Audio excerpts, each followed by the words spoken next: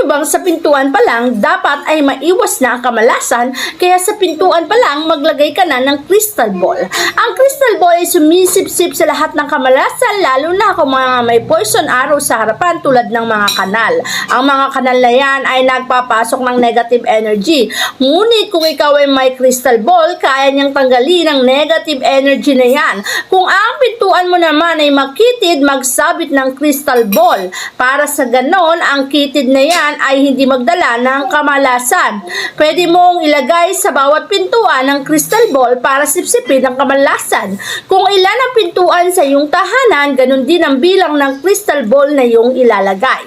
Para sa ganon ay hindi ito makapagpasok ng anumang kamalasan sa iyong buhay. Lalo na kung ang pintuan na yan ay madilim, makitid, ay malas po talaga. Kaya maglagay ng crystal ball para isipsipin ang lahat ng kamalasan.